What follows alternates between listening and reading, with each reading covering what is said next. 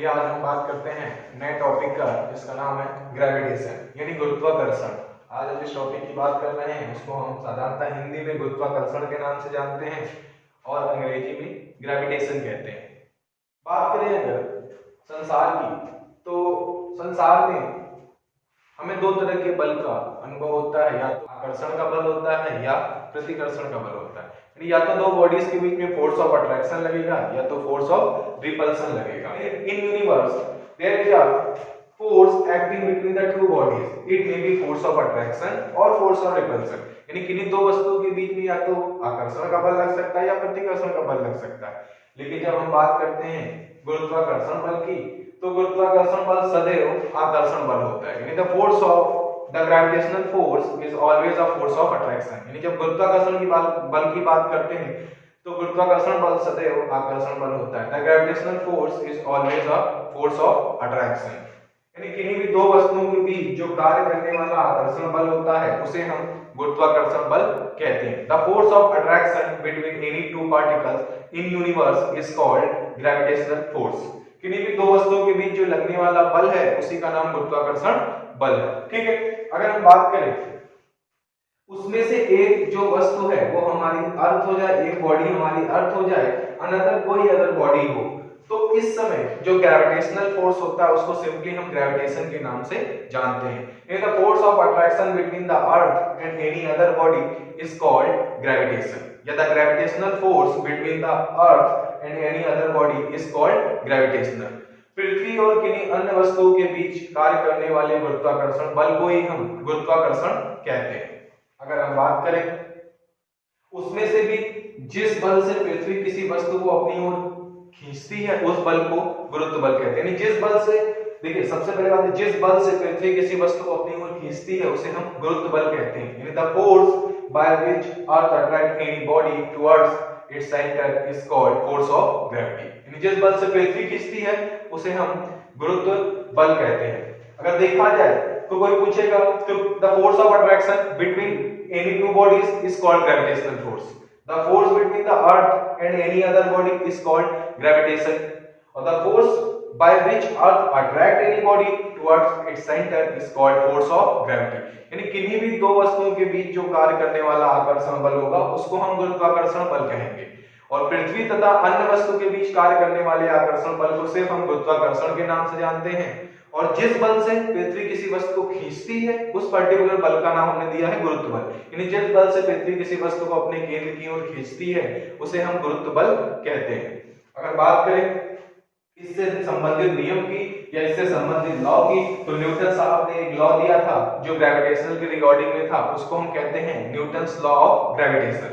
Newton's law of gravitation में जो state किया गया नहीं, जो बताया गया है वो सिंपल सी बात है कि द फोर्स ऑफ अट्रैक्शन बोल दें, द फोर्स ऑफ अट्रैक्शन बोल दें या द ग्रेविटेशनल फोर्स की बात करें, according to Newton's law of gravitation the force of attraction या the gravitational force, the gravitational force between the two bodies is directly proportional to the product of their masses and inversely proportional to the square of the distance by which they separated।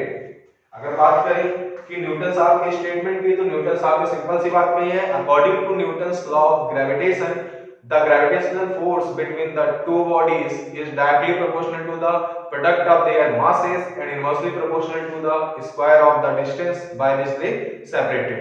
अगर हिंदी में बात करें तो Newton के गुरुत्वाकर्षण का जो नियम था उसके अनुसार किन्हीं भी दो वस्तुओं के बीच जो कार्य करने वाला गुरुत्वाकर्षण बल होगा उन दोनों वस्तुओं के द्रव्यमानों के गुणनफल का अनुक्रमानुपाती और उनके बीच की दूरी के वर्ग का व्युत्क्रमानुपाती होगा। अगर हम बात करें न्यूटन्स लॉ ऑफ ग्रेविटेशन के डेरिवेशन की तो हम सपोज करते हैं two bodies of masses m1 and m2 which are separated by the small distance r, then according to Newton's law of gravitation for masses m1 and m2 which are separated by the small distance r, then according to Newton's law of gravitation क्या होता है, the force is directly proportional to the product of their masses and inversely proportional to the square of the distance by which they separated। यानी जो किन्हीं दो वस्तुओं के बीच कार्य करने वाला गुरुत्वाकर्षण बल होगा वो उन दोनों वस्तुओं के द्रव्यमानों यानी m1 और m2 के गुणनफल का अनुक्रमानुपाती और जो उनके बीच की ये दूरी दे रखी है इसके वर्ग के व्युत्क्रमानुपाती होगा। यही न्यूटन साहब के नियम के अनुसार किन्हीं दो वस्तुओं के बीच कार्य करने वाले बल के लिए समीकरण लिखे जाएंगे। अगर हम बात करें फ्रॉम इक्वेशन 1 एंड 2 तो हमें पता है कि F directly proportional m1 m2 upon r square हो जाएगा। अगर हम बात करें तो प्रोपोर्शनलिटी का सिंबल अगर हटाते हैं तो F इज इक्वल टू लिखते हैं, प्रोपोर्शनलिटी का सिंबल हटाते हैं, यहां कांस्टेंट लगाते हैं G, वेयर जो G है G, where G is proportionality, proportionality constant known as the universal gravitational constant। अगर हम बात करें तो इसके किन्हीं भी दो वस्तुओं के बीच जो कार्य करने वाला बल आएगा F G m1 m2 upon r square के बराबर होगा, जहां G सार्वत्रिक गुरुत्वाकर्षण नियतांक है और जिस फोर्स G इक्वल टू आएगा m1 m2 upon r square, where G is a proportionality constant known as the universal gravitational constant, जिसकी न्यूमेरिक वैल्यू है 6.6 into 10 to the power -11 newton metre square per kilogram square. ये सार्वत्रिक गुरुत्वाकर्षण नियतांक है जो पूरे ब्रह्मांड में इतना ही रहेगा, इसका मान बदलेगा नहीं। अगर हम बात करें वापस से फिर अगर हम रिवीजन या इसको दोबारा से देखना चाहें तो बोल सकते हैं किन्हीं भी दो वस्तुओं के बीच कार्य करने वाले बल को गुरुत्वाकर्षण बल कहते हैं। उनमें से कोई एक पृथ्वी और एक कोई अन्य वस्तु तो कार्य करने वाले गुरुत्वाकर्षण बल को सिर्फ गुरुत्वाकर्षण कहते हैं, और जिस बल से पृथ्वी किसी वस्तु को अपने केंद्र की ओर खींचती है उसे हम गुरुत्व बल कहते हैं। यानी the force of attraction between any two particles in universe is called gravitational force. The force by which Earth attract any body towards its center is called force of gravity। अगर बात करें न्यूटन्स लॉ ऑफ ग्रेविटेशन की तो the gravitational force between the two bodies is directly proportional to the product of their masses and inversely proportional to the square of the distance by which they separated। यानी कोई दो वस्तु m1 m2 थे जिनको r दूरी से अलग किया गया था, यानी suppose two bodies of masses m1 and m2 are separated by the small distance r, then according to Newton's law of gravitation the gravitational force is directly proportional to the product of their masses, यानी m1 m2 के product के directly proportional inversely proportional square of the distance by which they separated, यानी दूरी के वर्ग के व्युत्क्रमानुपाती। समीकरण 1 बात हो यानी इक्वेशन 1 and 2 से F is directly proportional m1 m2 upon r square, where अगर हम बात करें प्रोपोर्शनलिटी के सिंबल को हटाने के तो हम यहाँ पे इक्वल करेंगे तो हमें एक कांस्टेंट लगाना पड़ता है और हमने यहाँ पर एक कांस्टेंट यूज किया है G, where G is a proportionality constant or simply known as the universal gravitational constant। इसे सार्वत्रिक गुरुत्वाकर्षण नियतांक कहते हैं, जिसकी न्यूमेरिक वैल्यू जो है वो 6.6 into 10 to the power -11 newton metre square per kilogram square होता है। हम बात करें अगर एक्सेलरेशन ड्यू टू ग्रेविटी तो ये भी एक तरह का एक्सेलरेशन ही है। If any body is freely fall under gravity, if any body is freely falling under gravity, then the velocity increased by the body in 1 second is called acceleration due to gravity। अगर बात करें free fall की, अगर free fall की बात करते हैं तो जैसे ये चौक है, इसको अगर हम ऐसे देखें तो ऊपर से जहां ये नीचे आ रहा है, जैसे ये मैक्सिमम हाइट पे गया और जैसे ये नीचे आना स्टार्ट कर रहा तो यहां से फिर ये जो नीचे आना स्टार्ट कर रहा है, यही बॉडी की क्या बोली जाती है, free fall. When a body is thrown vertically upward, then जब बॉडी नीचे आती है तो जो वेलोसिटी है जैसे ये नीचे आना शुरू कर रहा तो ये बॉडी की क्या कहलाती है, फ्री फॉल। यानी मुक्त रूप से गिरता हुआ पिंड 1 सेकंड में जो वेग अर्जित कर लेता है उसे हम गुरुत्वीय त्वरण कहते हैं। If any body is freely falling under gravity, then the velocity increased by the body in 1 second is called acceleration due to gravity। यानी मुक्त रूप से गिरता हुआ पिंड 1 सेकंड में जो वेग अर्जित कर लेता है उसे ही हम गुरुत्वीय त्वरण कहते हैं। इसको G से डिनोट करते हैं, जिसकी न्यूमेरिक वैल्यू होती है 9.8 मीटर पर सेकंड स्क्वायर और कहीं कहीं पर हम यूज कर लेते हैं 10 मीटर पर सेकंड स्क्वायर। ये है हमारी एक्सेलरेशन ड्यू टू ग्रेविटी। यानी मुक्त रूप से गिरता हुआ पिंड 1 सेकंड में जितना वेग अर्जित कर लेता है उसे ही हम गुरुत्वीय त्वरण कहते हैं। द एक्सेलरेशन या सिंपल बोल सकते हैं the velocity of a body बोल सकते हैं when any body is freely falling under gravity, then the velocity of the body increase in 1 second is called acceleration due to gravity। अगर हम बात करें दो चीजों की, एक हमारे पास है मास और दूसरी चीज क्या है, वेट। मास जिसको हिंदी में हम लोग कहते हैं द्रव्यमान, और वेट जिसको हम हिंदी में कहते हैं भार, वेट। मास और ये हमारे पास वेट। तो सिंपल सी बात है, the matter contain in a body, the matter contain in a body, matter contain in a body is called mass of the body. The matter contained in a body is called mass of the body. आपने अगर मास और wait की, तो mass the matter contained in a body is called mass of the body.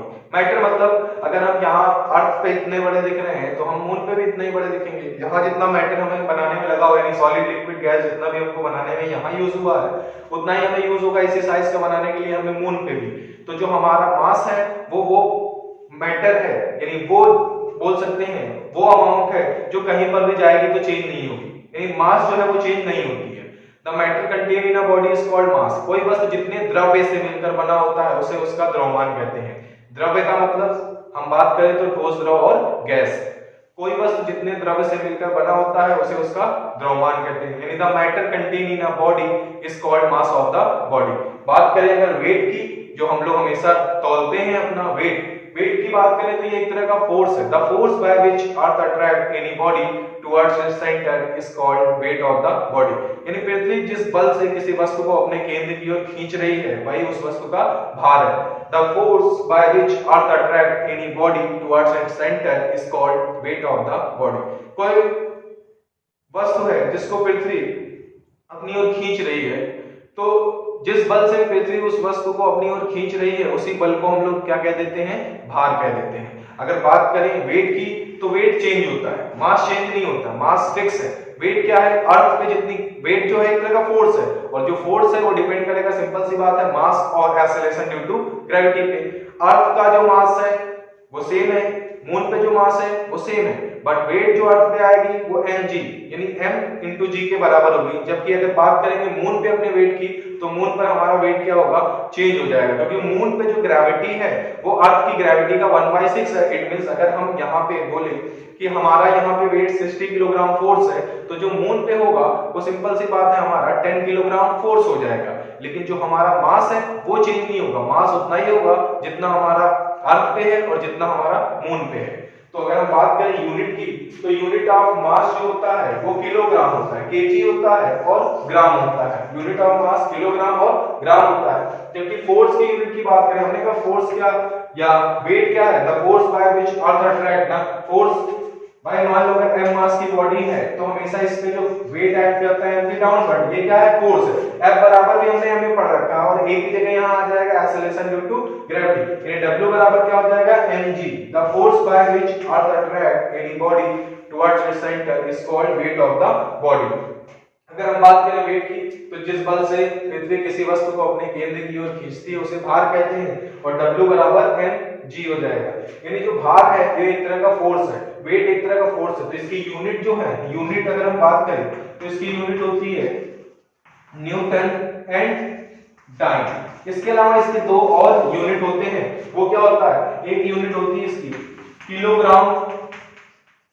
Kilogram force जिसको हम kgf कहते हैं, और एक होता है हमारे पास ग्राम फोर्स जिसको हम gf कहते हैं। यानी हमारे पास दो यूनिट के ग्रेविटेशनल यूनिट है वेट के, और नॉर्मली फोर्स के टर्म में यूनिट है न्यूटन एंड डाइन। यानी वेट की जो यूनिट है वो न्यूटन डाइन है, और जो मास की यूनिट है वो किलोग्राम एंड ग्राम है।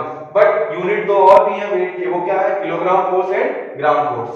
कोई बॉडी है जिसका मास m 10 kg है, अर्थ पे अगर हम बात करते हैं अर्थ पे, तो वेट जो होगा इसका mg, और अर्थ पे g की वैल्यू हम अगर 10 रखें तो 10 मीटर पर सेकंड स्क्वायर, तो वेट जो होगा इसका हो जाएगा 10 into 10, और कितना आ जाएगा, 100 न्यूटन आ जाएगा। बट अगर हम बात करें मून पे, तो मून पे कितना आएगा, w बराबर mg, और हमें पता है कि जो मून पे g होगा या g डैश यहाँ पे कह लें, तो g डैश जो होता है वो अर्थ की ग्रेविटी का 6 होता है। तो मून कितना हमारे पास 10 kg, तो मास तो चेंज होगा नहीं, मैटर तो चेंज होगा नहीं, चेंज क्या होगा, ग्रेविटी जो है हमारी एक्सेलरेशन ड्यू टू ग्रेविटी 10/6 इतना हो जाएगा, तो कितना होगा 100/6, यानी कुछ समथिंग हमारा अगर देखा जाए कुछ इतने न्यूटन का वेट होगा हमारे वहां पे मून पे, जबकि अर्थ पे हमारा जो वेट होगा वो 100 न्यूटन का होगा। इट मींस इस तरीके से हम समझ सकते हैं कि मास चेंज नहीं होता है, बॉडी का वेट चेंज होता है अगर बॉडी एक जगह से दूसरी जगह जा रही है। 1 किलोग्राम फोर्स की तो याद रखें हमेशा जितनी भी ग्रेविटी की value acceleration due to gravity की वैल्यू लगती है उससे पुट करके हम मल्टीप्लाई कर देंगे तो हमारी चीज किसमें आ जाएगी, न्यूटन में। और अगर ग्राम फोर्स में है तो उसमें हम 980 यानी जितनी भी एक्सेलरेशन ड्यू टू ग्रेविटी की सीजीएस यूनिट होगी उसको पुट कर देंगे और हमारा रिजल्ट किसमें आ जाएगा, डाइन में। यानी 1 किलोग्राम फोर्स को हम सिंपली जान सकते हैं कि 9.8 न्यूटन होता है और 1 ग्राम फोर्स की बात करें तो 980 डाइन के बराबर होता है। अब हम बात करते हैं एक सबसे ज्यादा मतलब पूछा जाने वाला प्रश्न है या बोल सकते हैं ऐसा प्रश्न है जिससे हमें ये बात समझ में आएगा कि जैसे कि अर्थ पे अगर हम बात करते हैं तो चौक गिर रहा है और कोई अलग बॉडी गिर रही है, तो दोनों एक साथ अर्थ सरफेस पे जाते हैं, तो हम कंफ्यूज रहते हैं कि भाई यहाँ तो एटमॉस्फेरिक प्रेशर लग रहा है, एक्सेलरेशन ड्यू टू ग्रेविटी भी है, तो क्या रीजन है कि भाई जो वो चौक है वो भी गिर जा रहा है उतने टाइम में और जो एक ईंट है वो भी उतने टाइम में गिर रहा है। कोई तो ऐसा कारण होगा जिसकी वजह से जो एक्सेलरेशन ड्यू टू ग्रेविटी है वो सभी वस्तुओं के लिए एक समान होती है। यानी व्हाट इज द रीजन कि what is the reason acceleration due to gravity is same for all the bodies. तो हम उसके लिए डेरिवेशन करते हैं, सपोज या इसको एक नाम से जानते हैं वेरिएशन बिटवीन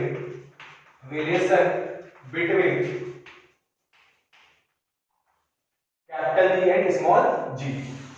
हम अगर बात करें तो हमारा ये अर्थ है, अगर हम सपोज कर लें कि सारा का सारा अर्थ का जो मास m है वो उसके सेंटर पे कॉन्सेंट्रेटेड है और एक कोई m मास की बॉडी अर्थ सरफेस पे रखी गई है जिसकी डिस्टेंस कितना है r। Suppose the body of mass m kept at the surface of the earth and the mass of the earth is concentrated the center of the earth and the distance from the body and center of mass is r।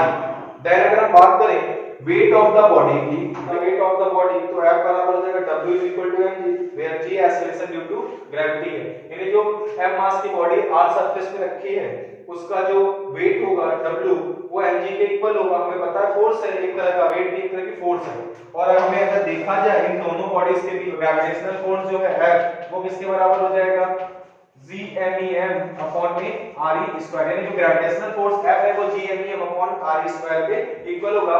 Where जो RE है, where RE radius of क्या है हमारी अर्थ है, radius of earth यानी अर्थ की त्रिज्या है और ME जो है वो मास ऑफ अर्थ है, जहां ME क्या है, मास ऑफ अर्थ है।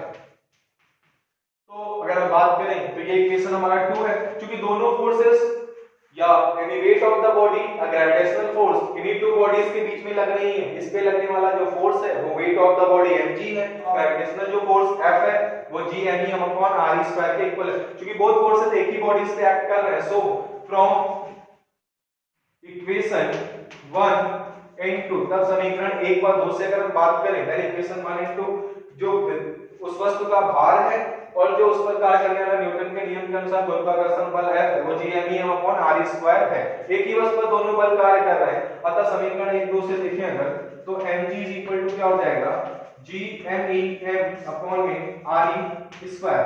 अगर देखा जाए तो m से m ये कट जाएगा, बचे कितना, कैंसिल हो जाएगा, तो GME अपॉन में RE स्क्वायर। इस डेरिवेशन से हमें साफ-साफ दिख रहा है, ये डेरिवेशन हमें साफ-साफ दिखा रहा है कि भाई जो g है ना वो capital G mass of earth और रेडियस ऑफ अर्थ पे डिपेंड कर रहा है, ना कि mass of the particular body और ऑब्जेक्ट पे डिपेंड कर रहा है। इट मींस अगर कोई पूछे कि what is the reason acceleration due to gravity is same for all the bodies, तो हम बोल सकते हैं this is the reason why acceleration due to gravity is same for all the bodies because the acceleration due to gravity does not depend on the mass of the particular body or object, it depends on the mass of the planet and the radius of the planet where the body is kept। यानी कोई पूछे अगर कि क्या कारण है कि g का मान सभी वस्तुओं के लिए एक समान होता है, तो हम कह सकते हैं कि इस सूत्र के आधार पर जो g का मान है, द्वितीय त्वरण g का मान है वो सभी वस्तुओं के लिए एक समान रहता है। क्योंकि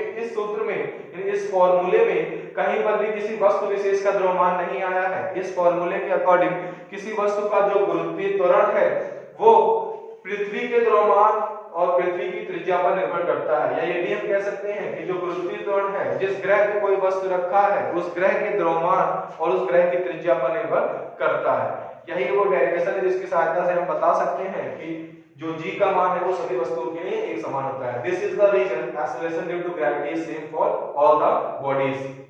देख लेते हैं वापस से, सपोज कोई m मास की बॉडी है अर्थ सरफेस पे रखी है, तो हमने सपोज कर लिया कि सारा का सारा मास जो अर्थ का है वो उसके सेंटर O पर कॉन्सेंट्रेटेड है या सेंटर पे है, जिसे हम me कह रहे हैं, और जो इस बॉडी और सेंटर ऑफ मास के बीच का डिस्टेंस है वो r ही है।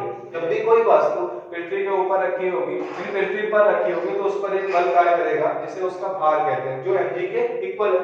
इसके अलावा हमारे पास एक और फॉर्मूला है, न्यूटन्स लॉ ऑफ ग्रेविटेशन, यानी न्यूटन का गुरुत्वाकर्षण का नियम, जिसके अनुसार हमें पता है according to Newton's law of gravitation क्या होता है, F जो है वो g_m/r² के बराबर है, क्योंकि Newton's law of gravitation states that the gravitational force between the two bodies is directly proportional to the product of their masses and inversely proportional to the square of the distance by which they separated। यानी Newton का गुरुत्वाकर्षण नियम क्या कहता है कि किन्हीं भी दो वस्तुओं के बीच कार्य करने वाला गुरुत्वाकर्षण बल दोनों वस्तुओं के द्रव्यमान के गुणनफल का अनुक्रमानुपाती, जबकि उनके बीच की दूरी के वर्ग का क्या होगा, व्युत्क्रमानुपाती होता है।